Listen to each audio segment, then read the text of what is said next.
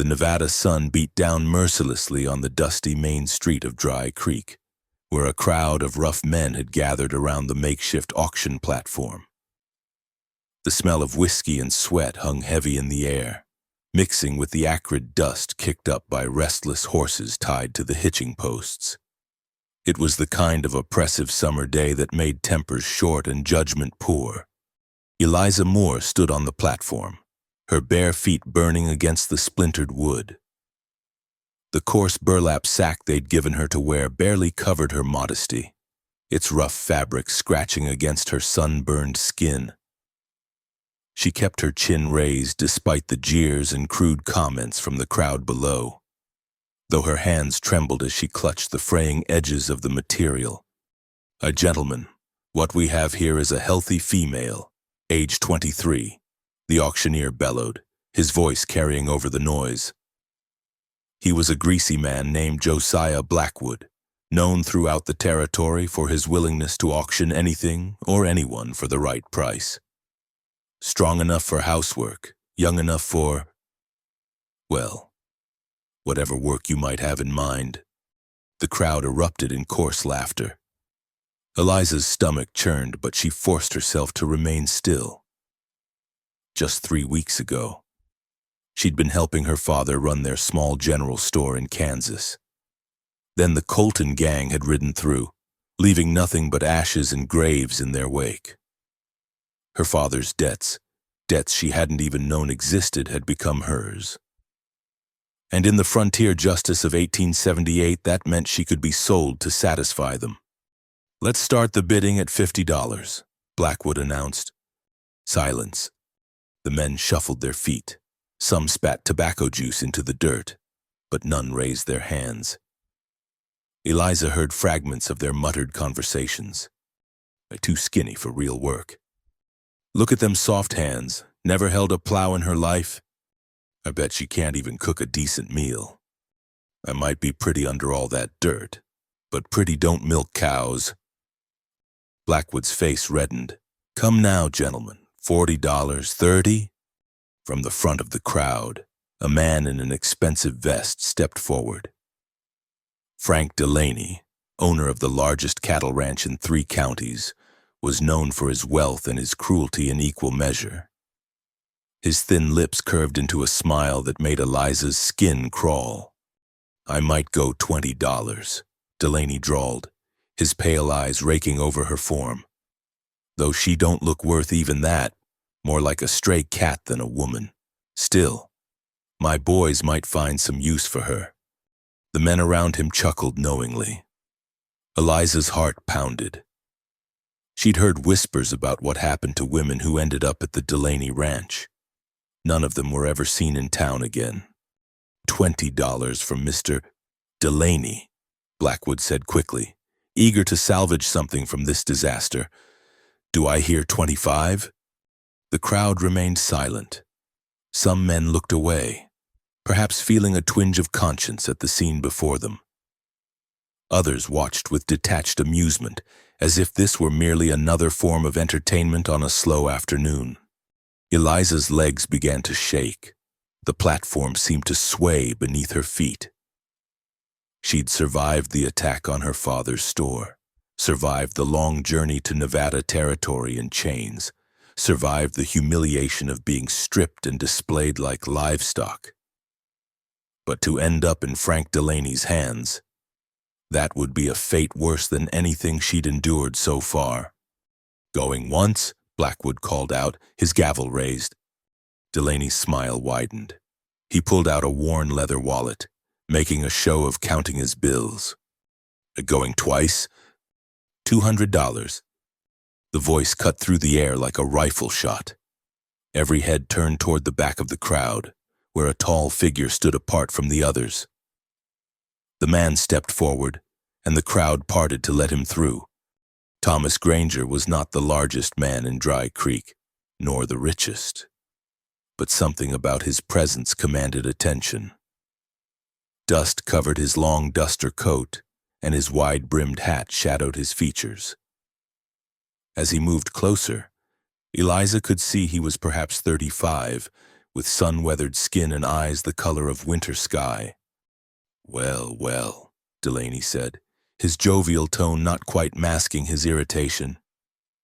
"Tom Granger, didn't know you were in the market for help."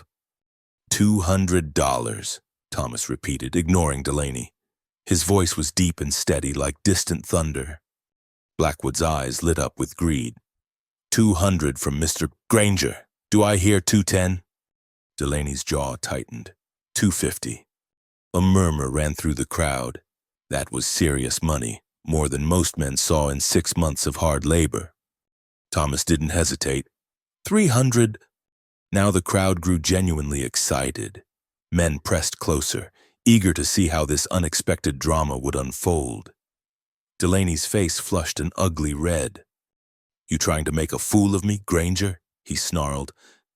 "Just making a bid," Thomas replied calmly. "Same as you." Delaney's hand moved toward his hip, where the handle of a Colt revolver protruded from its holster.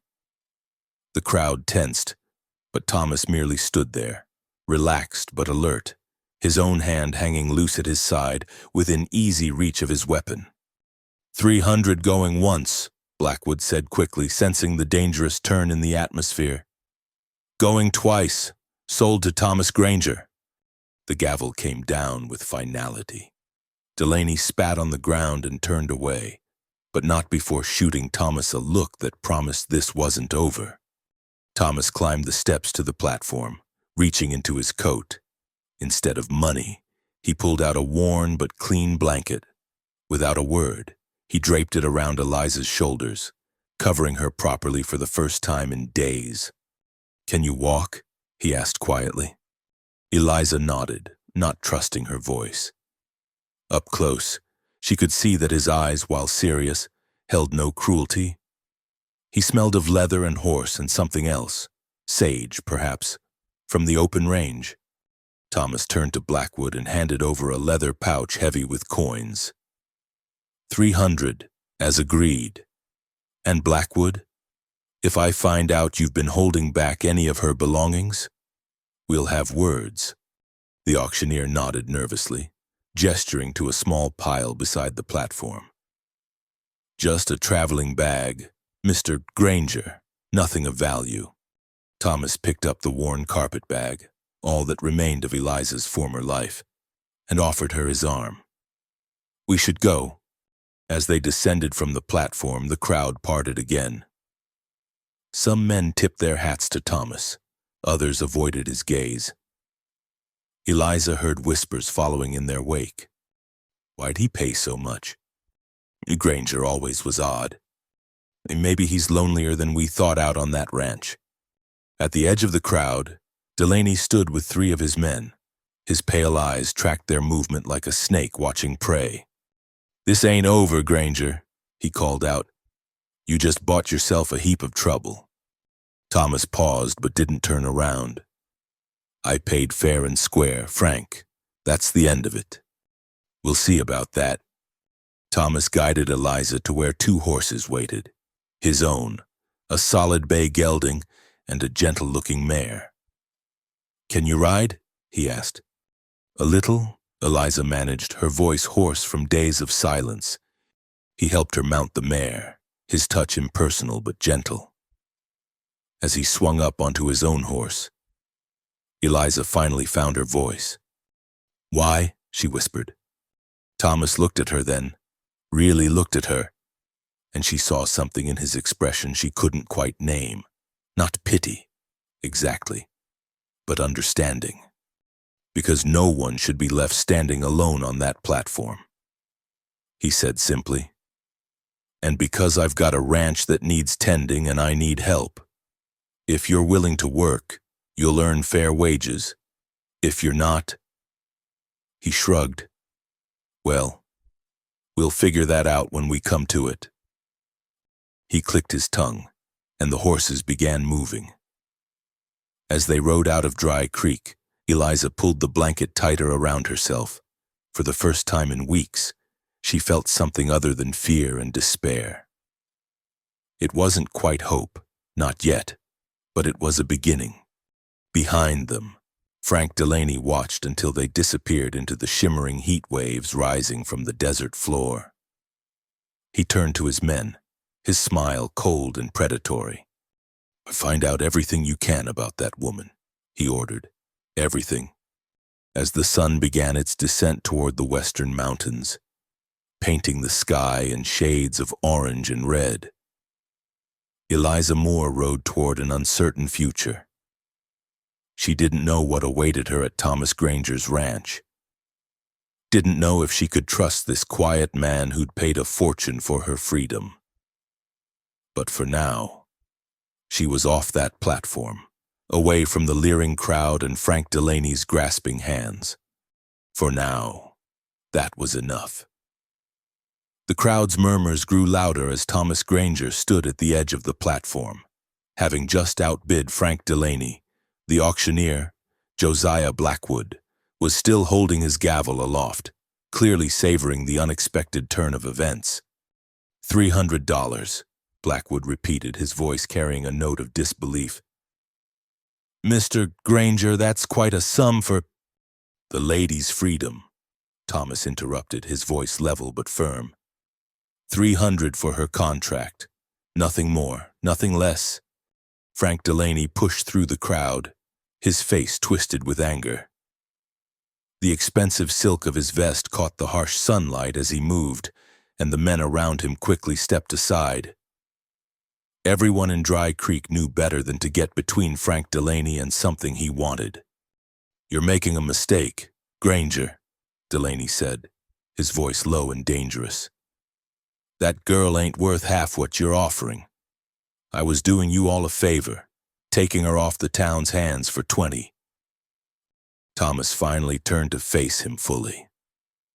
Standing on the platform's edge, he had the advantage of height, but there was no arrogance in his posture. "Then you should be glad I'm overpaying. Leaves more money in circulation for everyone." "Don't play clever with me," Delaney snarled. He gestured toward Eliza, who stood frozen, still clutching the blanket Thomas had given her. "You don't even know what you're buying. Could be a thief, a murderess, or worse. Girl shows up here with nothing but debts and a sob story." "I know what I see," Thomas replied. "A person in need of work, and I need help at my ranch. Simple as that." Delaney's hand drifted toward his gun belt, and several men in the crowd took involuntary steps backward. The summer heat suddenly felt even more oppressive, the air thick with potential violence. "300 going once," Blackwood interjected hastily, recognizing the danger. "Going twice." "350, Delaney spat out. A collective gasp went through the crowd. That was enough money to buy a small homestead, or a good string of horses. Eliza felt her knees weaken. The bidding wore over her, not for her skills or her worth as a person, but as some kind of prize in a contest between these two men, made her feel sick. Thomas was quiet for a long moment, studying Delaney with those winter sky eyes. Then he reached into his coat and pulled out a leather pouch, hefting it so the coins inside clinked audibly. "This is all I have with me," he said simply. $300. If Mr. Delaney wants to bid more, then I'm out." He turned to Eliza then, speaking directly to her for the first time since arriving. "But before anyone else claims your contract, you should know. I run a cattle ranch about a day's ride from here. It's hard work, but honest. You'd have your own quarters, fair wages, and freedom to leave after 6 months if you choose. I don't hold with keeping folks against their will." Eliza stared at him, trying to process his words. Freedom to leave, fair wages. In her experience, men who bought women at auctions didn't speak of such things. "Well, Delaney," Blackwood prompted, "$350 stands. Do you want a raise?" Delaney's jaw worked as if he were chewing something bitter. His pale eyes flicked between Thomas and Eliza, calculating. Around them, the crowd waited in tense silence. Even the horses seemed to sense the tension, stamping nervously at their hitching posts. 400, Delaney finally said, his voice clipped. "I'm out," Thomas said immediately. He touched the brim of his hat to Eliza, a gesture of unexpected courtesy. "My apologies, miss, I hope—" "Wait!" The word burst from Eliza's lips before she could stop it. Everyone turned to stare at her, the auction property who dared to speak. Blackwood frowned. "You don't get a say in this, girl. The bidding continues." "Actually," Thomas interrupted, "I believe she does." He pulled a worn, leather-bound book from his coat and flipped it open.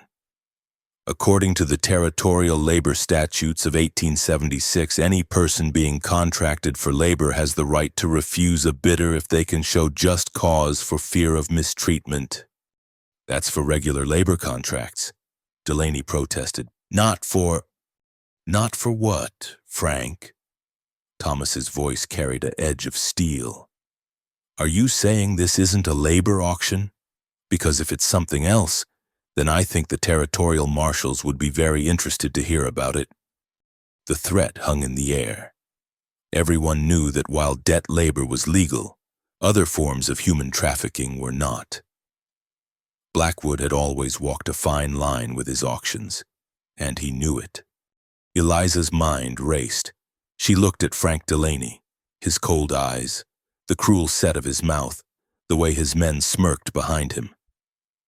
Then she looked at Thomas Granger, dusty and travel-worn but standing straight, offering her something she hadn't dared hope for. A choice. Her voice cracked, and she had to swallow before continuing. "I fear for my safety with Mr. Delaney. I've heard stories about his ranch."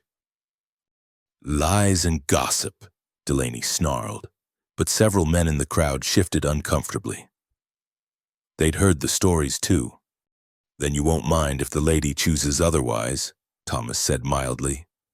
Blackwood was sweating now, despite the late afternoon shadows beginning to creep across the street. "This is highly irregular, but legal," Thomas insisted. "Check your own rule book if you doubt me." There was a long, tense moment. Then Delaney laughed, a harsh, ugly sound. "Fine. Let Granger waste his money on damaged goods, but remember this. Tom, you've made an enemy today, and I have a long memory." He turned on his heel and stalked away, his men falling in behind him. The crowd began to disperse, the show over but the gossip just beginning. Thomas climbed the platform steps and handed the pouch to Blackwood. 300, as agreed. I'll want a proper receipt," while Blackwood counted the money with shaking hands. Thomas approached Eliza. Up close, she could see lines around his eyes, carved by sun and wind. His hands, when he picked up her small carpet bag, were calloused but gentle with her few possessions. "Thank you," she whispered. "Don't thank me yet," he replied. "Then you don't know what you've agreed to. Ranch life isn't easy. It has to be better than—" She gestured vaguely at the platform, unable to finish. "Yes," he agreed quietly, "and it is that." He helped her down from the platform, his touch brief and impersonal. The blanket he'd given her was good wool, she noticed, warm despite the heat, and far better than the rough burlap she'd been forced to wear. "Can you ride?" he asked as they approached the horses. "I used to, back in Kansas, before. Before doesn't matter now," he said firmly. "Only what comes next." He helped her mount the mare, adjusting the stirrups for her shorter legs. As they prepared to leave, Blackwood came hurrying over with a paper. "Your receipt, Mr. Granger, and the girl's papers." Thomas took them without looking, tucking them inside his coat. "Her name is Miss Moore," he said coolly. "And you do well to remember that she's under my protection now." Blackwood nodded nervously and scurried away. As they rode out of Dry Creek, Eliza found herself stealing glances at this strange man who just paid a fortune for her freedom. Thomas Granger sat his horse like someone born to the saddle, alert but relaxed. He hadn't asked her any questions, hadn't tried to touch her beyond what was necessary to help her mount. He hadn't even asked if she was worth the money he'd paid.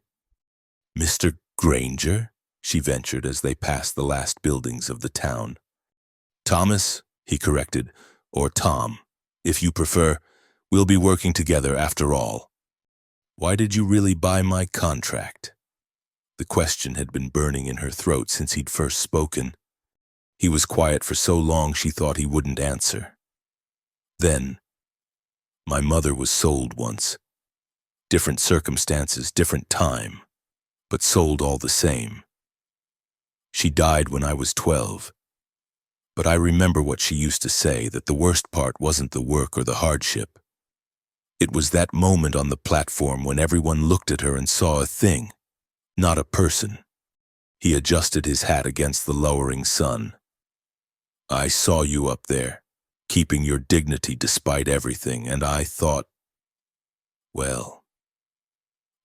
maybe I could keep one person from going through what she did." Eliza felt tears prick her eyes, the first tears she'd allowed herself since her father's death. "I don't know how to thank you. Work hard, treat my ranch fair, and we'll call it square," he said. "That's all I ask." As they rode into the vast Nevada landscape, the town shrinking behind them. Eliza clutched her few possessions and wondered what kind of man spent his last $300 on a stranger's freedom. Whatever lay ahead at the Granger Ranch, it had to be better than what she'd left behind. In the distance, storm clouds gathered over the mountains, promising rain before nightfall. Thomas glanced at the sky and urged the horses to a faster pace. They had miles to go before dark, and the desert could be treacherous at night. Behind them, unnoticed, one of Delaney's men mounted his horse and began following at a discreet distance, keeping just far enough back to avoid detection. Frank Delaney always kept his promises, and he'd promised to remember this day. The auction was over, but Eliza Moore's story and her trials were just beginning. The trail out of Dry Creek wound through sagebrush and scattered rocks, climbing gradually into the foothills. The sun was beginning its descent, painting the desert in shades of gold and amber. Eliza gripped the mare's reins, her body swaying with the unfamiliar rhythm of riding. Every muscle ached from days of captivity, and the rough blanket chafed against her sunburned skin. Thomas rode slightly ahead, his posture relaxed but alert. He'd barely spoken since they'd left town, seeming content with the silence. Occasionally, he would glance back to check on her, but otherwise kept his eyes on the trail ahead. They'd been riding for perhaps an hour when the first drops of rain began to fall. The storm clouds that had been gathering over the mountains were moving in faster than expected, bringing with them the smell of wet earth and ozone. "We need to find shelter," Thomas said, the first words he'd spoken in miles. He pointed to a cluster of rocks ahead. "There's an overhang there that should keep us dry," as if in response to his words. The sky opened up. The rain came down in sheets, turning the dusty trail into mud within seconds. Eliza gasped as the cold water soaked through the blanket, plastering her hair to her head. Thomas spurred his horse forward, leading them toward the rocks. The overhang was deeper than it appeared, forming a natural cave that previous travelers had obviously used. The remains of old campfires dotted the sandy floor. He dismounted quickly and helped Eliza down, leading both horses under the shelter. Within moments, he had the animals secured and was pulling supplies from his saddlebags. "Here," he said, handing her a rolled-up bundle. "Dry clothes. They'll be too big, but better than what you're wearing." Eliza stared at the bundle, men's clothes, but clean and dry. Where should I? "I'll tend to the horses," he said, already turning away. "There's a corner back there that'll give you privacy." She changed quickly, grateful for the privacy and the dry clothing. The shirt hung past her knees, and she had to roll up the trouser legs several times. but the fabric was soft and warm. When she emerged, Thomas had managed to get a small fire going despite the damp conditions. "Sit," he said, gesturing to a flat rock near the fire. "You need to warm up." He pulled more items from his pack, a small pot, coffee, some dried meat and hardtack. "Not much of a meal, I'm afraid. We'll eat better once we reach the ranch." "It's more than I've had in days," Eliza said honestly. The guards during her transport had given her barely enough to survive. Thomas divided the meager food equally between them. As they ate in companionable silence, Eliza studied him from under her lashes. He was younger than she'd first thought, perhaps only 30 or 32.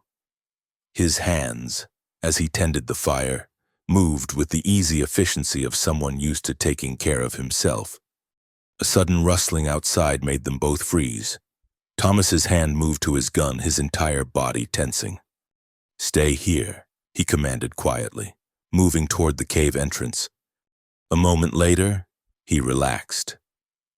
"Just a rattler seeking shelter," he said, though he used a long stick to encourage the snake to find accommodations elsewhere. "They're common in these parts. You'll need to learn to watch for them." "I don't know anything about ranch life," Eliza admitted. "I helped my father in his store, but that was different." "Everyone starts somewhere," Thomas said, settling back by the fire. "Question is, are you willing to learn?" "I have to be, don't I? I paid for your freedom from that auction block," he interrupted. "Nothing more. If you decide ranch life isn't for you, we'll work something out. I won't keep anyone against their will." Eliza studied his face in the firelight, looking for any sign of deception. Men don't usually pay $300 without expecting something in return. Thomas met her gaze steadily. "I expect honest work for honest wages, that's all. My ranch needs help. I've been trying to run it alone since my hired hand left last spring. You need a place to stay and work to do. Seems like a fair trade to me. And if I can't do the work, then we'll find work you can do. Ranch life isn't just about cattle. There's cooking, mending, garden work, keeping the accounts, plenty of jobs that need doing." The rain continued to pound outside their shelter, creating a curtain of water at the cave entrance. Thunder rolled across the desert, and lightning illuminated the landscape in brief. Stark flashes. "We'll have to spend the night here," Thomas decided. "Trail will be too muddy to navigate safely in the dark." Eliza's stomach tightened. A night alone with a strange man miles from anywhere, as if reading her thoughts. Thomas pulled another blanket from his pack and handed it to her. "You take the back area. I'll stay here by the entrance. And Miss Moore?" He pulled out his revolver and, to her surprise, handed it to her. "You keep this tonight, just in case you feel unsafe." Eliza stared at the weapon in shock. "You're giving me your gun?" "I've got another," he said, patting a rifle propped against his saddle. "Besides, trust has to start somewhere." She took the revolver with trembling hands. It was heavier than she expected, the metal cold against her palm. "I don't know how to use it." He pointed and squeezed the trigger. "At this range, you don't need to be a marksman." He gave her a slight smile, the first she'd seen from him. "Though I'd appreciate if you didn't shoot me by accident." Despite everything, Eliza found herself almost smiling back. "I'll try to restrain myself." She made her way to the back of the cave with her blanket and the gun. As she settled down on the sandy floor, she could hear Thomas moving about, checking on the horses and banking the fire. The normal, mundane sounds were oddly comforting. "Mr. Granger," she called softly. "Thomas," he corrected again. "Thomas, thank you and for everything today. Get some rest, Miss Moore. We've got a long ride tomorrow." But sleep wouldn't come easily. Every time Eliza closed her eyes, she was back on that platform, surrounded by leering faces. She could still feel the humiliation burning in her chest. Still hear Frank Delaney's cold laugh. A sound made her eyes snap open, a scraping noise from outside. Thomas was already on his feet, rifle in hand. Probably just an animal, he said quietly. But his posture suggested he wasn't taking chances. The next flash of lightning revealed the truth, a human figure crouched among the rocks outside. Thomas raised his rifle. "That's close enough, friend," he called out. "State your business." The figure straightened, hands raised. In the flickering firelight, Eliza recognized him as one of the men who'd been with Delaney in town. "Easy there, Granger," the man said. His voice was slurred with drink. "Just looking for shelter from the storm." "Plenty of other caves in these hills," Thomas replied, not lowering his weapon. "Find one. Now that ain't neighborly. How about I share that fire with you and the lady? How about you turn around and ride out before I decide you're a threat?" The man laughed, an ugly sound. "Mr. Delaney said you were touchy about your new purchase. Said to give you a message he don't forget, and he don't forgive. A message delivered. Now leave."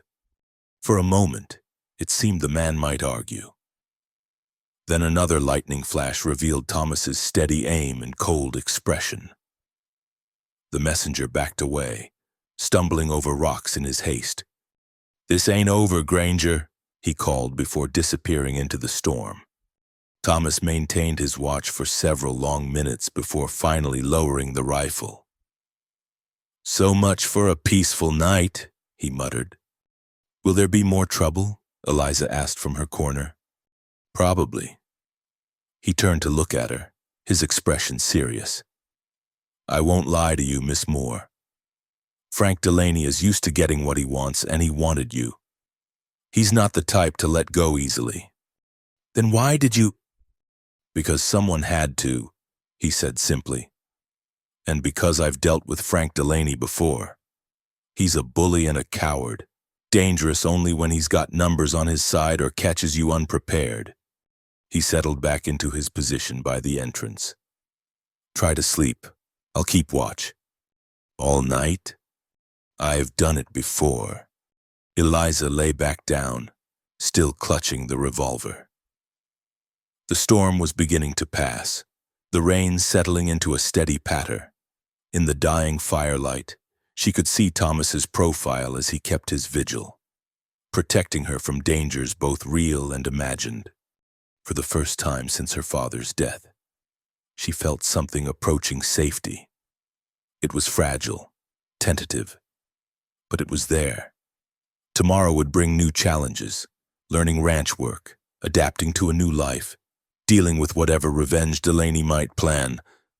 But tonight, she was dry and fed and protected. "Thomas," she whispered. "I will work hard. I'll learn everything I need to. I won't make you regret this." "I know," he said quietly. "Then get some sleep, Eliza." It was the first time he'd used her given name, and somehow that small familiarity made her feel more human than she had in weeks. She closed her eyes, letting the sound of the rain and the knowledge of his watchful presence lull her toward sleep. Tomorrow, they would reach the Granger Ranch. Tomorrow, her new life would truly begin. But tonight, in this cave with the storm raging outside, she was simply Eliza Moore, not a debt to be settled or property to be sold, but a person taking shelter from the rain. It was a beginning. The first weeks at Granger Ranch tested Eliza in ways she'd never imagined. Her soft shopkeeper's hands blistered from carrying water buckets and wielding the axe. Her back ached from bending over the washboard and hauling feed for the horses. But each morning she rose before dawn, determined to prove herself worthy of Thomas's faith. The ranch was modest but well kept, a 2-room cabin with a lean-to kitchen, a sturdy barn, and several corrals. Thomas had given her the smaller room, taking a bedroll in the barn for himself. Just until you're settled, he'd said. But weeks had passed and he showed no signs of reclaiming his space. You're holding that axe like it's a snake, Thomas observed one morning, watching her struggle with the firewood. Eliza wiped sweat from her brow, grimacing at her bleeding palms. It feels heavier each day. That's because you're fighting it. He took the axe from her, demonstrating with fluid movements. Work with the weight, not against it. Let the axe do the work. She tried again, following his guidance. The wood split more easily this time, though her aim still needed work. Ooh, better, he said. You'll have it mastered within the month. Or I'll have chopped off my own foot, Eliza muttered. Thomas's mouth quirked, the closest he usually came to a smile. I'd prefer you didn't. Good help is hard to find. Over those early weeks, they developed a routine. Eliza would rise first, starting the coffee and beginning breakfast. Thomas would tend to the horses and check the cattle in the near pasture. They'd eat together, discussing the day's tasks. Then work until sunset brought them back to the cabin for a simple supper. The work was hard, but Thomas was a patient teacher. He showed her how to milk the temperamental cow, talk to her quiet like she spooks easy, how to mend harnesses, double stitch here, it takes the most strain, and how to read the weather signs. Those clouds mean rain by nightfall. Best get the laundry in, eh? One evening, as she struggled to balance the ranch ledgers by lamplight, Thomas set a cup of coffee beside her. The numbers won't stop dancing, she said, frustrated. He glanced over her shoulder. You've got the feed costs in the wrong column. Here. He reached for the pencil, then hesitated. May I? She nodded, and he leaned closer to make the correction. He smelled of leather and hay, and his presence was warm and solid beside her. For a moment, she forgot to breathe. There, he said, straightening. Should balance now.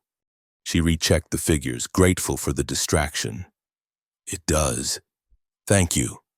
That night, she heard him moving restlessly in the barn. Through her small window, she could see the glow of his cigarette in the darkness.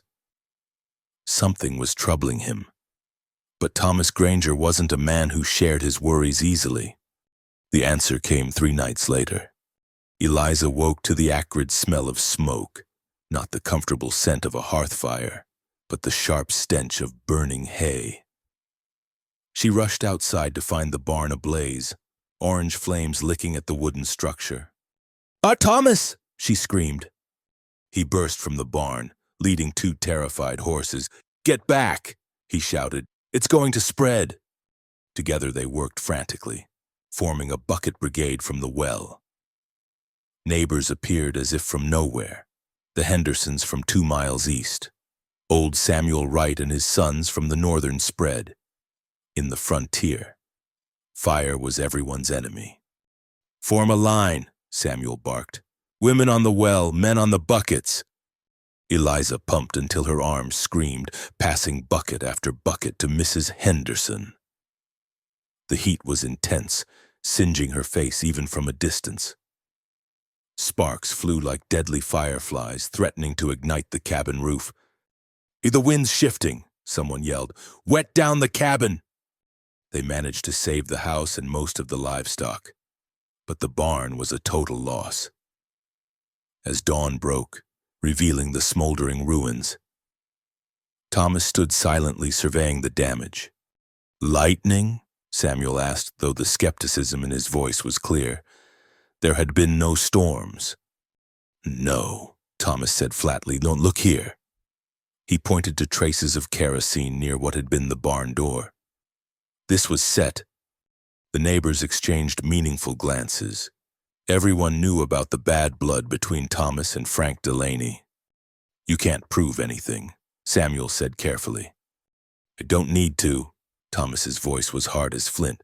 I know who's responsible. After the neighbors left, promising to return with lumber for rebuilding, Eliza found Thomas sitting on the porch steps, staring at the ruins. This is my fault, she said quietly. If you hadn't bought my contract... Stop. He looked up at her, his blue eyes fierce. This is Delaney's doing, not yours. Don't you dare blame yourself for his evil. But... no buts. He stood, squaring his shoulders. We'll rebuild, better than before, and we'll be ready if he tries again. That afternoon, as they cleared debris, Eliza spotted a familiar figure on the ridge overlooking the ranch. Even from a distance, she recognized one of Delaney's men, the same one who'd approached them in the cave that night. Thomas, she said quietly, nodding toward the rider. He followed her gaze, his jaw tightening. Let him watch. Let him report back that we're not broken. But that night, Thomas moved his bedroll from the ruined barn to the main room of the cabin. Just until we rebuild, he said. But they both knew it was more than that. The threat was escalating. Over the following days, as they worked to clear the rubble and begin reconstruction, Eliza noticed changes in Thomas. He wore his gun constantly now, even for simple chores. He'd pause sometimes, scanning the horizon with watchful eyes. At night, he'd make circuits around the property before settling in.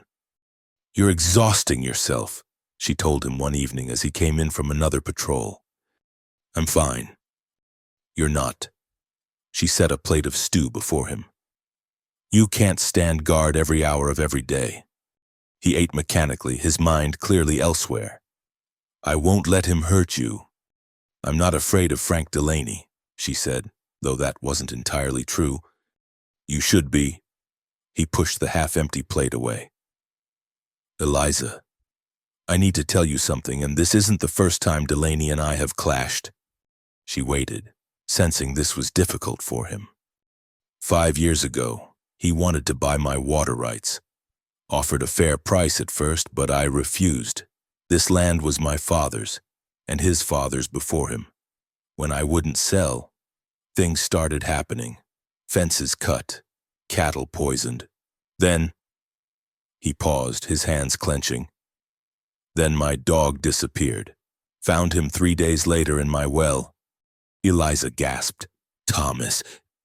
I couldn't prove it was him, but I knew. Everyone knew. The sheriff said without evidence. He shrugged. After that, I made sure Delaney understood that if he pushed again, I'd push back harder. We've had an uneasy peace since then. Until now. Because of me. Because he's a man who can't stand losing. Thomas met her eyes. But I want you to know something. If I had to do it over, I'd make the same choice. Seeing you on that platform, seeing what they'd reduced you to, I couldn't walk away. Eliza felt tears prick her eyes. In the weeks since coming to the ranch, she'd grown to respect this quiet, principled man. But this was something more, a glimpse of the depth beneath his stoic surface. We'll face him together, she said firmly. Eliza. No, she leaned forward. You saved me from that platform, and you gave me work, dignity, a chance at a real life. I won't run now. This is my home too. Something shifted in his expression. When did that happen? He asked softly. When did this become home for you? She considered the question. Was it the morning he'd taught her to milk the cow, both of them laughing when the animal kicked over the bucket? Was it the evening they'd sat in companionable silence, watching the sunset paint the mountains purple? Or was it simply the accumulation of small moments, shared meals, shared work, shared purpose? I don't know, she admitted, but it is. Thomas reached across the table, his calloused hand covering hers briefly. Then we'll defend it, together. That night, as Thomas made his rounds, Eliza cleaned his rifle and checked the ammunition. She'd never thought of herself as brave, but something had hardened in her these past weeks. The soft shopkeeper's daughter was gone, replaced by someone stronger, someone who could split wood and haul water and face down threats. When Thomas returned, he paused in the doorway, watching her oil the rifle with practiced movements. "I've been teaching you well," he observed. "You have?" She looked up at him. "Though I still can't hit the broadside of a barn. We'll work on that tomorrow." He hung his hat on the peg by the door. "For now, get some rest. Samuel's bringing lumber at first light." As she headed to her room, she paused. "Thomas, thank you for everything." He nodded, understanding all the things she couldn't say. "Good night, Eliza." Lying in her narrow bed, listening to him settle in for the night, Eliza reflected on how much had changed. 6 weeks ago, she'd been property on an auction block. Now she was... what? A ranch hand? A partner? Something more? The questions would have to wait. Tomorrow would bring lumber and rebuilding and maybe more trouble from Frank Delaney. But tonight, she was safe in her room, in her home, with a good man standing guard. Her hands were no longer soft. Her back was strong. And her heart, she was beginning to realize, was no longer entirely her own. The trip into Dry Creek for supplies started peacefully enough. Thomas had been reluctant to bring Eliza, but they needed materials for the new barn, and 4 hands could carry more than 2. The morning was crisp, autumn beginning to paint the aspens gold along the ridgelines. "Stay close when we get to town," Thomas instructed as they drove the wagon down Main Street. "Get what you need from Henderson's store and meet me at the lumber yard." Eliza nodded, adjusting her bonnet.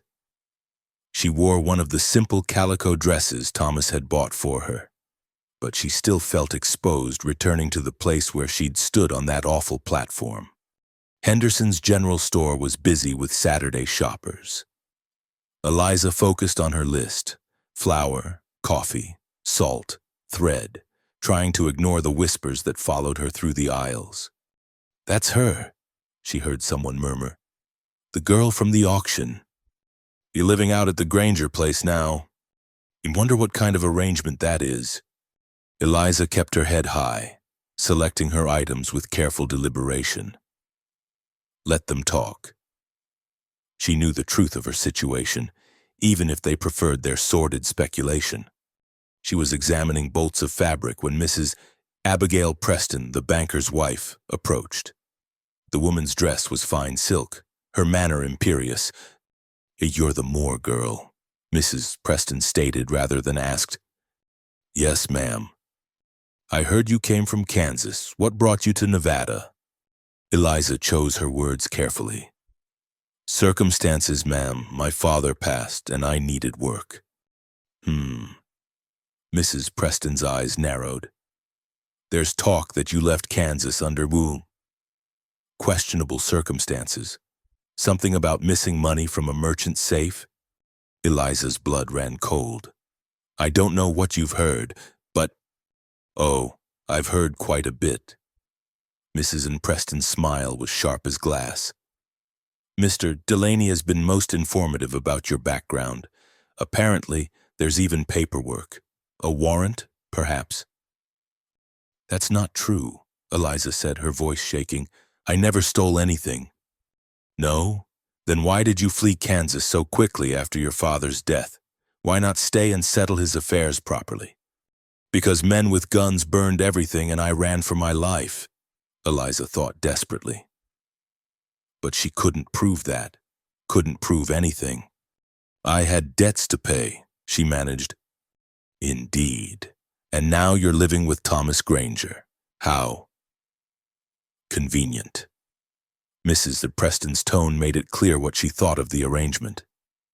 "Well, I suppose he deserves what he gets, taking in a woman of questionable character." She swept away, leaving Eliza trembling by the fabric counter. Around her, other shoppers suddenly found reasons to move to different aisles, as if her supposed crime might be contagious. Eliza paid for her purchases with shaking hands and fled the store.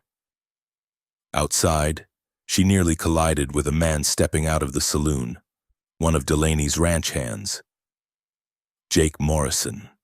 Well, well, Morrison drawled, his breath reeking of whiskey.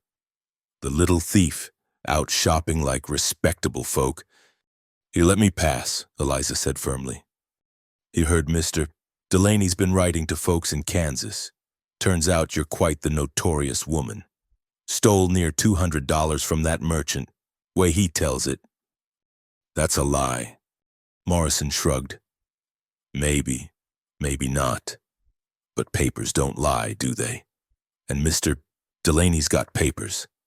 Shows them to anyone who'll look." Eliza's mind raced. Papers? What papers? The accusation had been false. The merchant's own son had taken the money. She was certain. But if Delaney had manufactured evidence? "Course," Morrison continued, moving closer. "Mr. Delaney might be persuaded to forget all about them papers, if you were to reconsider his offer." "What offer?" Though she dreaded the answer. "He'd leave Granger. Come work at the Delaney spread, then he'll make sure those papers disappear, and you'll be under his protection." The way he said protection made her skin crawl. "Never." Morrison's face darkened. "You might want to think on it. Be a shame if the federal marshals got wind of a fugitive hiding out at Granger's place. They might arrest him too, for harboring a criminal." Eliza pushed past him, her heart hammering. She found Thomas at the lumber yard, negotiating with the owner. He took one look at her face and cut the conversation short. "What happened?" he asked as soon as they were alone by the wagon. She told him everything, Mrs. Preston's accusations, Morrison's threats, the claims about papers from Kansas. Thomas's expression grew darker with each word. "The merchant you supposedly robbed, what was his name?" "Mr. Hartwell. He ran the biggest dry goods store in town. But Thomas, I swear I never—" "I believe you," he interrupted. "But Delaney's clever. He's not coming at us with guns this time. He's using gossip and lies, trying to turn the town against us." They loaded the wagon in tense silence. As they prepared to leave, Sheriff Watson approached, his star glinting in the afternoon sun. "Tom," the sheriff said, nodding. "Miss Moore." "Sheriff," Thomas replied warily. "We had some interesting visitors this morning. 3 men claiming to be federal marshals, showing papers about a fugitive from Kansas."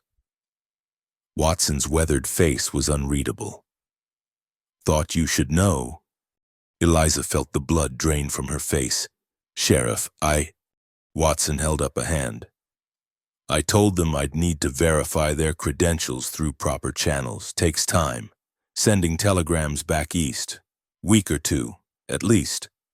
Thomas studied the lawman. "That's thorough of you, Jim." "I've been sheriff here 15 years, Watson said. "I know the difference between real law and Delaney's games. But Tom," he sighed, "if those papers check out as legitimate, I'll have to act. You understand?" "I understand." Watson touched his hat brim and walked away. Eliza sank onto the wagon seat, despair washing over her. "This is what I was afraid of," she whispered. "I'm putting you in danger, if they arrest you for harboring me." "They won't," Thomas's voice was firm. "Jim Watson just gave us time. We'll use it." "For what?" "To find out the truth. If this Hartwell's son was the real thief, someone in Kansas must know it. We'll send our own telegrams, ask our own questions. And if we can't prove anything?" Thomas climbed onto the wagon seat beside her. "Then we'll face whatever comes. Together." On the ride home, Eliza was quiet, her mind churning. She thought she'd escaped her past, but Delaney had dragged it back into the light, twisted and weaponized against her. "Tell me about that night," Thomas said suddenly. "When the merchant's money went missing." Eliza closed her eyes, remembering. "It was 2 days before my father was killed. Mr. Hartwell came to our store, furious. Said someone had broken into his safe, taken the week's receipts. His son Peter was with him, adding to the accusations. Why did they suspect you? I'd been in their store the day before, delivering an order from my father.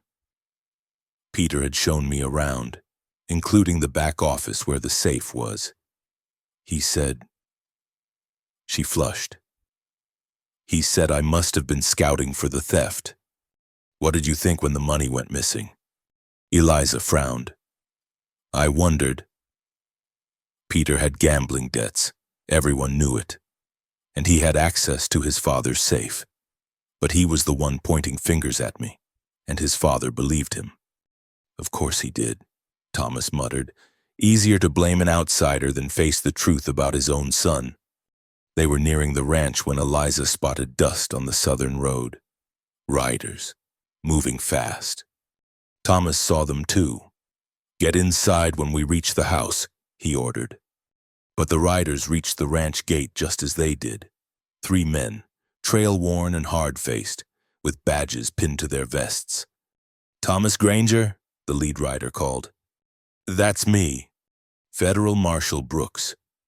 The man's voice carried authority. We're looking for one Eliza Moore, wanted for theft in Kansas. Do you have a warrant? Thomas asked calmly. It right here. Brooks produced a folded paper. Sworn out by James Hartwell of Lawrence, Kansas. We're authorized to arrest Miss Moore and return her for trial. Thomas examined the paper carefully. This warrant is dated 3 weeks ago. Curious that it took so long to reach here. Kansas is a long way off, Brooks said. Now, is the woman here or not? I'm here, Eliza said, stepping down from the wagon despite Thomas's warning gesture. But I'm innocent of these charges. That's for a judge to decide, miss. You'll need to come with us. Not today, Thomas said firmly. This warrant needs to be verified by local authorities, and Sheriff Watson... We already spoke to your sheriff. Brooks interrupted. He said he'd need time to verify our credentials. But this warrant is legitimate, Mr. Granger. You can't interfere with federal authority.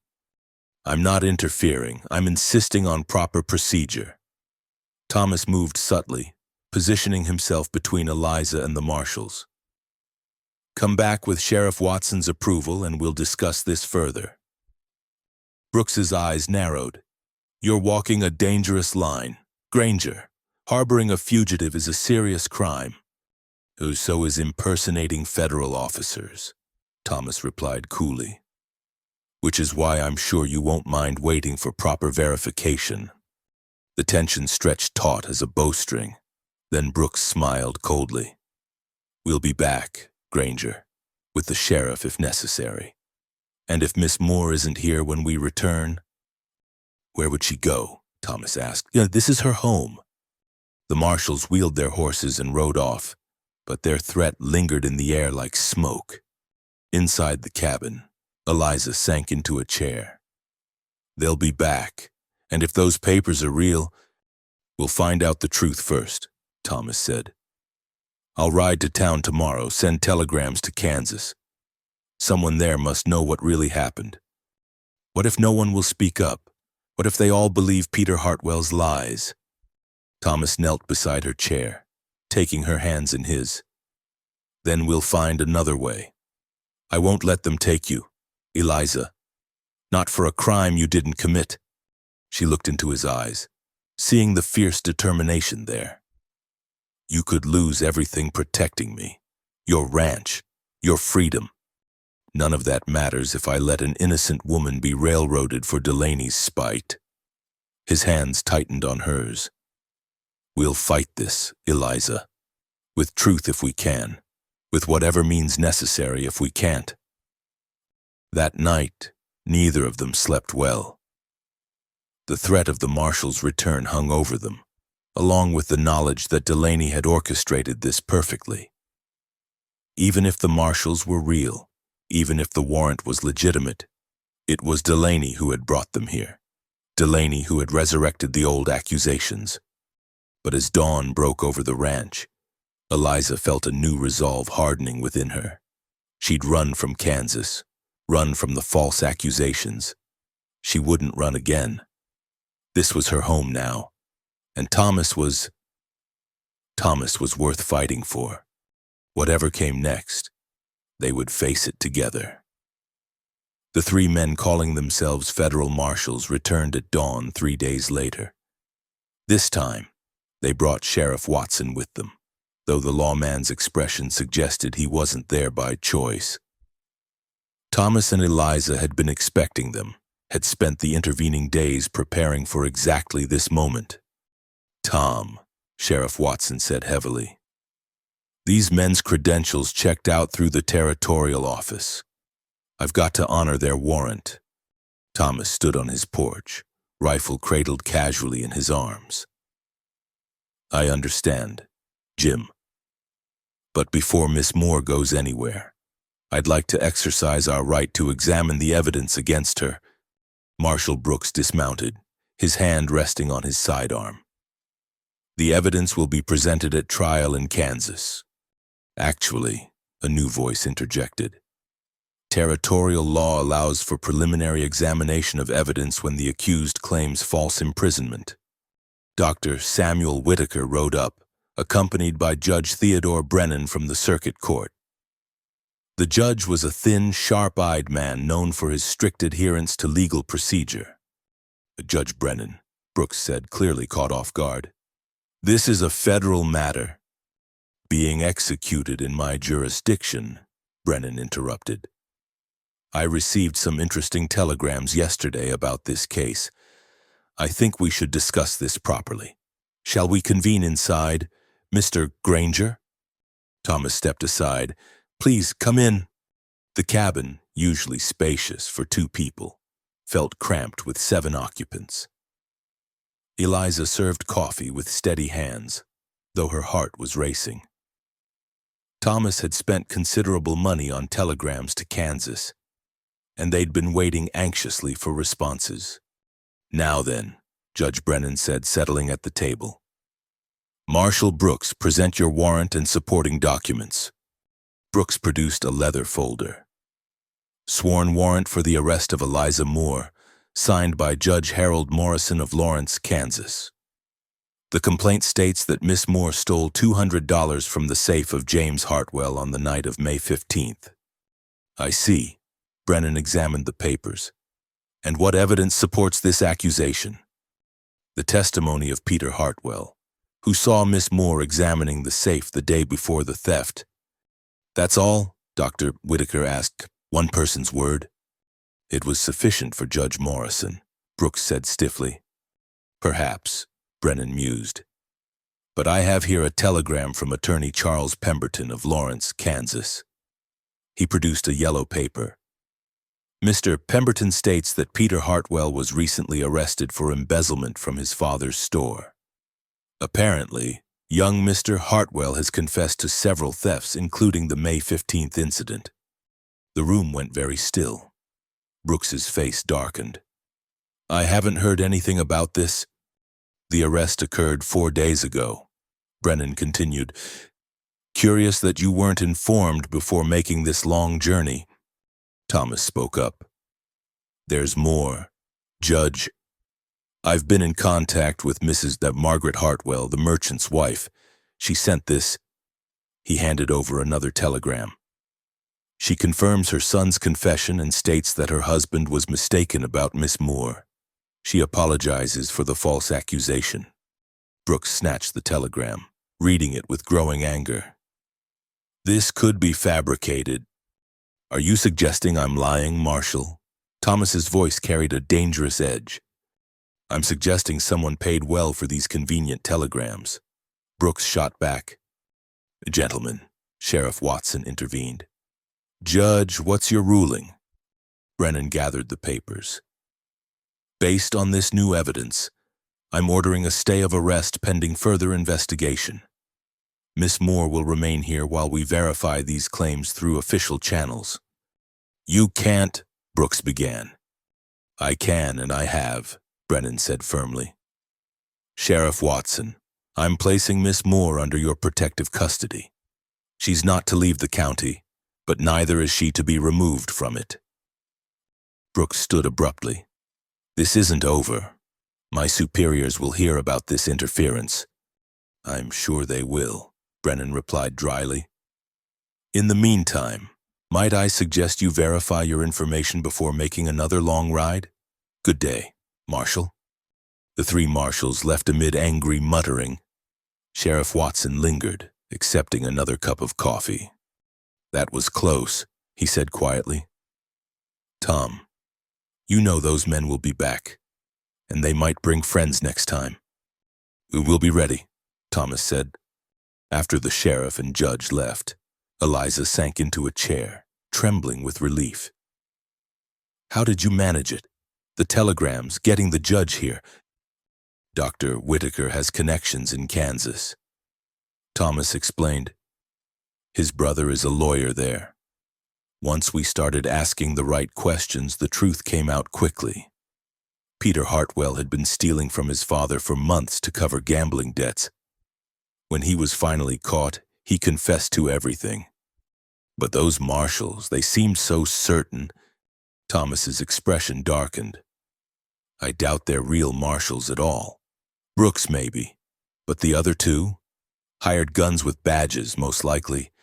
Delaney's doing that evening as they cleaned up from supper. Eliza found herself watching Thomas. He'd risked so much for her, spent money he couldn't spare on telegrams, called in favors, faced down armed men, all for a woman he'd known only a few months. Thomas, she said softly, what you did today, I don't know how to thank you. He turned from the window where he'd been keeping watch. You don't need to thank me for doing what's right. Most men wouldn't have bothered. They'd have let the marshals take me. I'm not most men. He moved closer, his expression intense. Eliza, when I saw you on that platform, something in me recognized something in you. I can't explain it better than that. But I knew I couldn't let you face your troubles alone. She stood, drawn by something in his voice. And now? Do you regret it? No. The word was immediate, certain, not for a moment. They stood inches apart, the air between them charged with unspoken possibilities. Then a sound from outside broke the spell. Horses approaching fast. Thomas grabbed his rifle, pushing Eliza behind him. But instead of the marshals, it was their neighbor, young Ben Henderson, riding hard. Mr. Granger, Ben called out.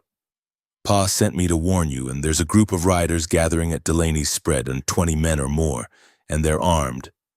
Thomas's jaw tightened. When? Tonight, Pa thinks. He overheard talk in town. They're saying if the law won't deliver justice, they will. A vigilante mob. Eliza's blood ran cold. She'd heard stories of such groups taking the law into their own hands, leaving bodies hanging from trees. Ben, ride to Sheriff Watson, Thomas instructed. Tell him what you've told me. Then stop by the other ranches, Wright, Cooper, Martinez. Tell them I'm calling in my markers. The boy nodded and galloped off. Thomas turned to Eliza, his face grim. Pack a bag, he ordered. Essential items only. We're running? No. He pulled ammunition boxes from a shelf. We're preparing. There's a line shack up in the hills. Defensible position. If they come here and find us gone, they might burn the place and leave. If we're here when 20 armed men arrive, she understood. They couldn't fight those odds. But as she packed, including the few precious items from her father's store, she felt anger building. How many times would she be driven from her home? How many times would violent men dictate her life? I'm tired of running, she said. Thomas paused in his preparations. So am I. But living to fight another day isn't running. It's strategy. He crossed to her, cupping her face gently. I won't let them have you, Eliza. But I won't throw our lives away on foolish pride either. His touch was warm, calloused from work but infinitely gentle. "I trust you," she whispered. Something flared in his eyes. "Eliza, Hoofbeats interrupted again. This time it was Samuel Wright and his sons, all armed. Behind them came Eduardo Martinez with 2 of his vaqueros. "Heard you might need some help. Tom," Wright said. "Ben Henderson's riding all over creation, raising the alarm." "Good men," Thomas said, relief evident in his voice. "How many can we count on?" "Cooper's coming with his boys," Martinez reported, "from the Hendersons too. Maybe 15 men total. Better odds, but still not good if Delaney brought 20 or more." Thomas quickly outlined his plan. They'd make it appear they'd fled, then set up defensive positions around the property. "If they come just to burn and loot, we let them get close, then surprise them," he explained. "If they're smart enough to search the hills first, then we make them pay for every foot of ground," Wright finished grimly. As dusk fell, they prepared their defenses. Eliza found herself assigned to the cabin with Mrs. Henderson, who'd arrived with her husband and a shotgun. "Don't you worry, dear," the older woman said, checking her weapon with practiced ease. "My Harold and I have faced down claim jumpers and rustlers. This isn't our first fight." Outside, Thomas positioned the men carefully, some in the rebuilt barn, others behind the corrals and outbuildings. The main force would be hidden in the rocks above the ranch, ready to catch any attackers in a crossfire, as full dark settled over the valley. Eliza watched Thomas make his final rounds. He moved with quiet confidence, checking positions, offering encouragement. This was a man defending his home, his principles, and she allowed herself to think it, his woman. He stopped by the cabin one last time. "If things go badly, there are horses saddled in the back corral. You and Mrs. Henderson ride for town, understand?" "We're not leaving you," Eliza said firmly. "Eliza?" "No." She gripped his hand. "We stand together or not at all." He squeezed her fingers, then raised her hand to his lips. "Together, then." The first outriders appeared an hour later, scouts checking the approach to the ranch. They reported back. And soon the main body appeared, torches blazing, riders whooping like savages. Eliza counted them through the window.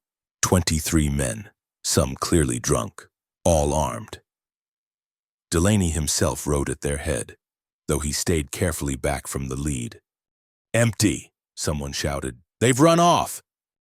"Check the buildings," Delaney ordered. "They might be hiding." The mob spread out, approaching the structures. Eliza held her breath, waiting for Thomas's signal. The men were getting closer, torches held high, when a voice rang out from the darkness. "And that's far enough, boys." Sheriff Watson stepped into the torchlight, badge gleaming, flanked by Judge Brennan and 4 deputies. "Jim Watson," Delaney said, his voice carefully neutral. "What brings you out here?" "Preventing a crime," Watson replied. "But this is a lawful property, and these folks have broken no laws. Anyone who says different can take it up in court." "The woman's a thief," someone shouted from the mob. "The woman's been cleared by new evidence," Judge Brennan announced. "The real thief confessed in Kansas.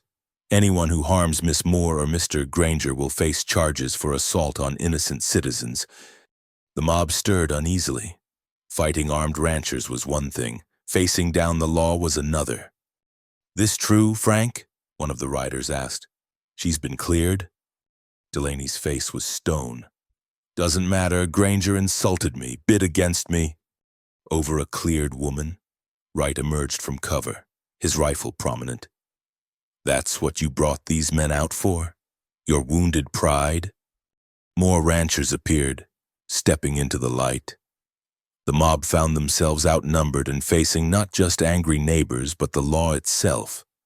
"Seems you miscalculated, Delaney," Thomas said, appearing on his porch.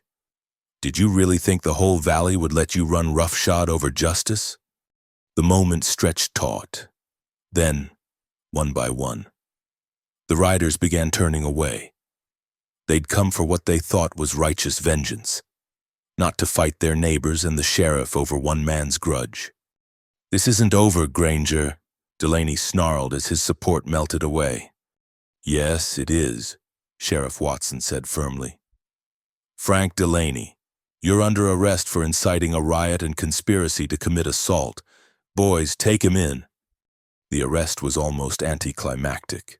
Delaney, faced with drawn guns and legal authority, surrendered with bitter grace. As the deputies led him away, his remaining men scattered into the night. The November wind carried a hint of snow as the stagecoach rolled into Dry Creek, dust swirling around its wheels. Eliza stood on the boardwalk outside Henderson's store, her wool shawl pulled tight against the chill. Thomas waited beside her, a solid, reassuring presence. "She might not come," Eliza said quietly, voicing the fear that had plagued her for weeks. "She'll come," Thomas assured her. "A woman who travels all the way from Kansas to right a wrong doesn't turn back at the last mile." The stagecoach door opened, and passengers began disembarking. First came a traveling salesman, then a young couple with a baby. Finally, an elderly woman emerged, dressed in black bombazine, her silver hair pinned severely beneath a modest bonnet. Sarah Hartwell looked exactly as Eliza remembered, stern, proper, and intimidating. But when their eyes met, something in the older woman's expression cracked. "Miss Moore," she said, her voice trembling slightly. "Eliza, my dear child, what have we done to you?" Before Eliza could respond, Mrs. Hartwell crossed the distance between them and took her hands. The older woman's fingers were cold despite her kid gloves. "Can you ever forgive us?" Mrs. Hartwell asked. "When Peter finally confessed, when we learned the truth." She shook her head. "My husband was too proud to admit his mistake, too stubborn to see past his love for our son. But I knew I had to come, had to make this right." "Mrs. Hartwell," Eliza managed, her throat tight. "You didn't have to travel all this way." "Yes, I did." The woman's grip tightened. "You lost your father, your home, your good name, all because of our son's lies and our blindness. The least I could do was come here and clear your name properly." Thomas stepped forward. "Ma'am, I'm Thomas Granger. Perhaps we should continue this conversation somewhere warmer. The hotel has a private dining room. Mrs.?" Hartwell noticed him for the first time, taking in his protective stance near Eliza. "You're the man who bought her contract, who protected her when everyone else would have thrown her to the wolves." "I did what any decent man would do, ma'am." "No," Mrs. Hartwell said firmly. "You did far more than that." She turned back to Eliza. "Yes, let's go inside. I have things to give you, things to say that shouldn't be said on a public street." The hotel dining room was empty at this mid-morning hour. Mrs. Henderson had sent over a pot of tea and some fresh biscuits, refusing payment. The story of Mrs. Hartwell's arrival had already begun spreading through town. Once seated, Mrs. Hartwell opened her traveling bag and withdrew a leather folder. First, the legal documents, a sworn affidavit from my husband acknowledging your innocence, witnessed by Judge Morrison and the territorial prosecutor. Another from Peter, confessing to the theft and clearing your name completely. She placed the papers before Eliza, who stared at them with wonder. After months of living under the shadow of false accusation, holding proof of her innocence felt surreal. "There's more," Mrs. Hartwell continued. She pulled out a small wooden box. "This was my mother's, and her mother's before her. A family heirloom that should go to a daughter, but—" Her voice broke slightly. "Peter is our only child. And after what he's done, I cannot bear to keep this in the family that wronged you so terribly." She opened the box, revealing an ornate silver hair comb decorated with small pearls. It was beautiful, clearly valuable, and completely unexpected. Mrs. Hartwell, I can't accept this, Eliza protested. You can and you will. The older woman's tone brooked no argument. Consider it a small compensation for all you've lost, though I know nothing can truly repay the harm we caused. What will happen to Peter? Thomas asked quietly. Mrs. Hartwell's expression hardened. He's facing trial for multiple thefts. His father has disowned him. The lawyer believes he'll serve at least 5 years in prison. She sighed deeply. We failed him somehow, spoiled him, never taught him consequence. And you paid the price for our failure. I'm sorry, Eliza said, meaning it.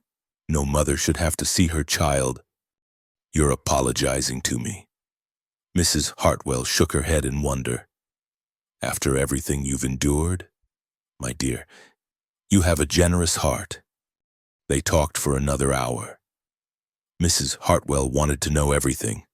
How Eliza had survived after her father's death. How she'd ended up in Nevada. How she'd been treated since. Some parts were harder to tell than others.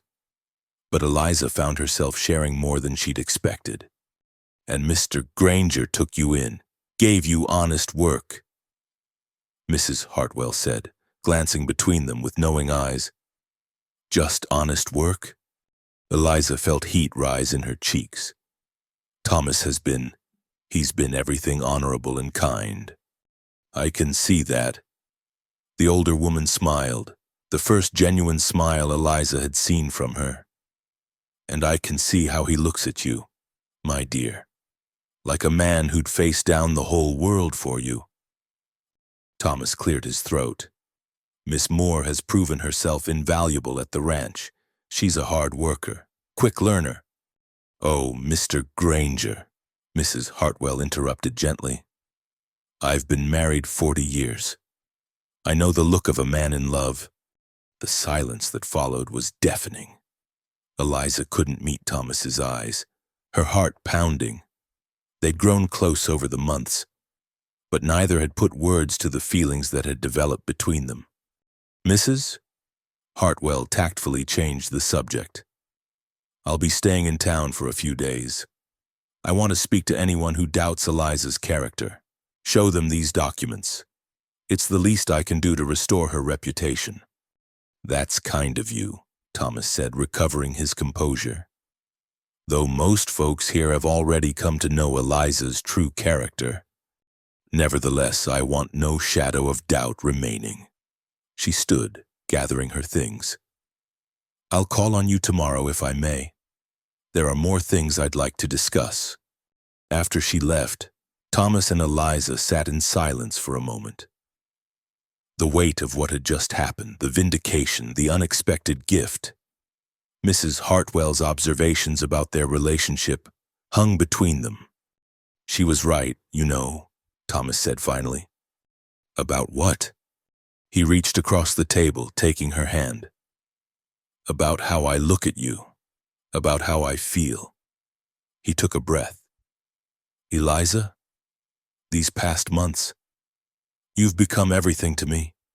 Not just a help at the ranch, but everything. Eliza's eyes filled with tears. Thomas, I know it hasn't been long, he continued. And I know you've been through so much. If you need time, I understand. But I wanted you to know, especially now that you're truly free, that my feelings aren't tied to obligation or pity. I love you, Eliza Moore. I think I have since the moment you stood your ground on that auction platform, refusing to be broken. I love you too, she whispered. I think I have since you handed me that blanket and gave me back my dignity. He stood, pulling her up and into his arms. The kiss they shared was gentle, full of promise and newfound freedom. When they finally parted, both were smiling through tears. Marry me, Thomas said suddenly. I know I should court you properly, but we've never done things the conventional way. Marry me, Eliza. Yes, she said without hesitation. Yes, Thomas, nothing would make me happier. They were still holding each other when Mrs. Henderson bustled in with more tea. The older woman took one look at their faces and beamed. "About time," she declared. "I've been waiting months for you two to figure out what the whole valley could see. When's the wedding?" The next days passed in a whirlwind. Mrs. Hartwell threw herself into clearing Eliza's name with the fervor of a woman seeking redemption.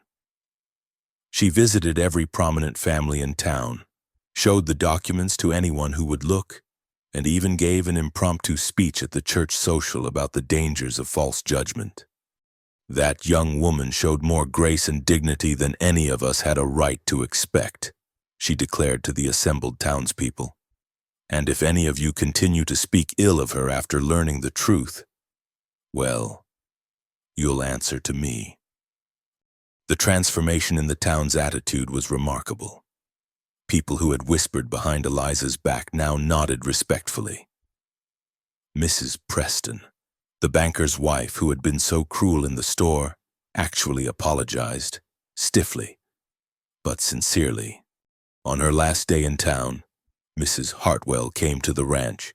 She brought with her a small trunk. "Your father's things," she explained to Eliza. "After the fire, I had my husband's men salvage what they could. I've been keeping it, hoping someday I could return it to you." Inside were precious remnants of Eliza's former life: her mother's Bible, some family photographs, her father's pocket watch, and his ledger books. The ledgers show he was an honest businessman. Mrs. Hartwell said, "All debts properly recorded. I've taken the liberty of settling them from my personal funds. It seemed the least I could do." Eliza was overwhelmed. "This is too much." "No, my dear, it's not nearly enough." Mrs. Hartwell pressed the silver hair comb into Eliza's hands one more time. "Wear this at your wedding. Think of it as a blessing from one who wronged you but wishes you every happiness." As the stagecoach prepared to leave, Mrs. Hartwell embraced Eliza one last time. "Be happy," she whispered. "Live the life that was nearly stolen from you. And if you ever have children, teach them the importance of truth and the courage to admit when they're wrong." Watching the stage disappear down the road, Eliza felt a chapter of her life closing. The past no longer had power over her. She was free, truly, completely free. Thomas wrapped an arm around her shoulders. "How does it feel?" "Like I can finally breathe," she said. "Like I'm finally home." "You are home," he said, pressing a kiss to her temple. "For as long as you want it. Forever then," she said, leaning into his warmth as they watched the sun set over their ranch, their home, their future, their freedom written not in legal documents but in the love they'd found against all odds. Spring arrived early in Nevada that year, painting the desert with unexpected splashes of color. Wildflowers carpeted the valleys, and the air carried the sweet scent of sage and new growth. It was, everyone agreed, the perfect season for a wedding. Eliza stood before the mirror in Mrs. Henderson's bedroom, barely recognizing herself. The simple blue dress, her first new dress in over a year, fit perfectly, its modest elegance a far cry from the rags she'd worn on that auction platform. Sarah Hartwell's silver comb gleamed in her carefully pinned hair. "You look beautiful, dear," Mrs. Henderson said, adjusting the white collar. "Thomas won't know what hit him." Through the window, Eliza could see the church filling with neighbors and friends. The whole valley had turned out, it seemed, to witness the marriage of Thomas Granger and Eliza Moore. Even some who had initially scorned her now came bearing gifts and good wishes, her vindication complete. "Nervous?" Mrs. Henderson asked. "No," Eliza said honestly. "I've never been more certain of anything in my life." A knock at the door interrupted them. "Mrs. Henderson, the judge is ready." Judge Brennan had agreed to perform the ceremony, adding legal weight to the blessing.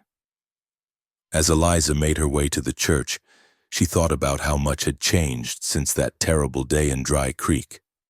She'd arrived with nothing, no possessions, no dignity, no hope. Now she had a home, a purpose, and a man who loved her with fierce devotion. The church doors opened, and Eliza saw Thomas waiting at the altar. He wore his best suit, his hair carefully combed, but it was the expression on his face that made her breath catch. Wonder, love, and something like awe transformed his weathered features. Samuel Wright had agreed to give her away, and the older rancher patted her hand as they walked down the aisle. "That's a good man waiting for you," he murmured. "And he's getting a treasure in return." The ceremony was simple but moving. When Judge Brennan asked if anyone objected to the union, there was a moment of tension.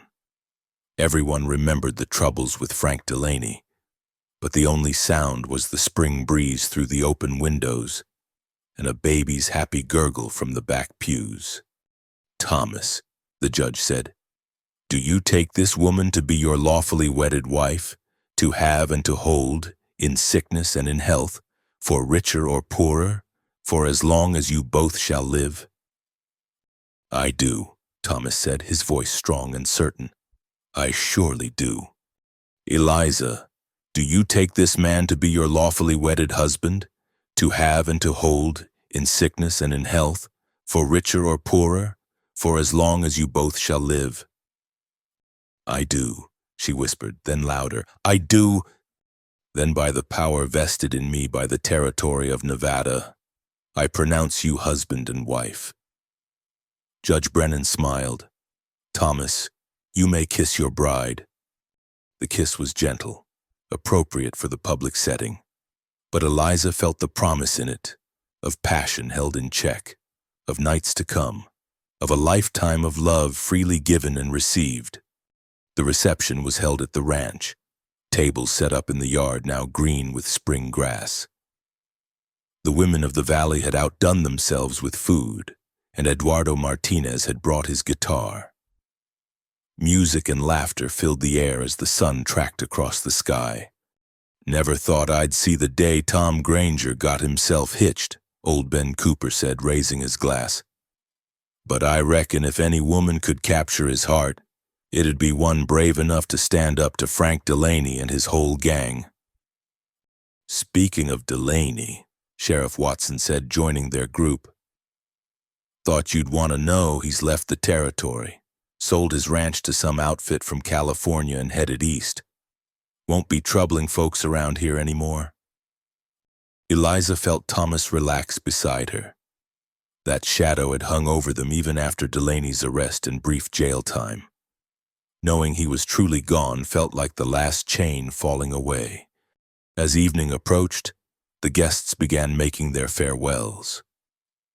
Eliza stood with Thomas, accepting congratulations and good wishes, marveling at how this community had become her family. "Thank you all for coming," Thomas said as the last wagon pulled away. "For everything, for standing by us when times were hard. That's what neighbors do," Wright replied simply. "Besides, we couldn't miss seeing the confirmed bachelor of Dry Creek finally meet his match." When they were finally alone, Thomas led Eliza to the porch. The sunset painted the mountains in shades of rose and gold, and somewhere in the distance, a coyote called to its pack. "Any regrets?" he asked softly. Eliza considered the question seriously. "No, not one. Oh, I wish my father could have been here. I wish the path had been easier. But if changing anything meant not ending up here with you, I wouldn't change a thing. My brave Eliza," he murmured, pulling her close. "Do you know what you've given me?" "What?" "Purpose, joy, a reason to build something lasting." He gestured to the ranch spread before them. "This was just land before. Now it's home, our home." They stood together, watching the stars emerge in the darkening sky. Inside, the house waited, their marriage bed prepared with new linens. Mrs. Henderson had insisted on providing. Their future spread before them like an unwritten page. "Thomas," Eliza said suddenly, "I want to use some of the money Mrs. Hartwell left to hire help.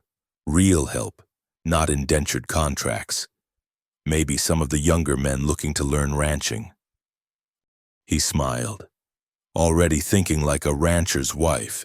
"Yes, we could use the hands, especially if..." "If what?" He placed a gentle hand on her stomach. "If our family grows." Eliza blushed but didn't pull away. "It likely will. Would that please you?" "More than I can say." He turned her to face him. "Eliza, I want you to know something. That day at the auction, I didn't just buy your freedom. You bought mine too. I'd been alone so long I'd forgotten what it meant to hope for anything beyond the next season's survival. You changed that. You changed everything." "We changed each other," she corrected. "And we'll keep changing, keep growing, together." He swept her up in his arms suddenly, making her laugh. "Enough talk. Mrs. Granger, it's time I carried my bride over the threshold."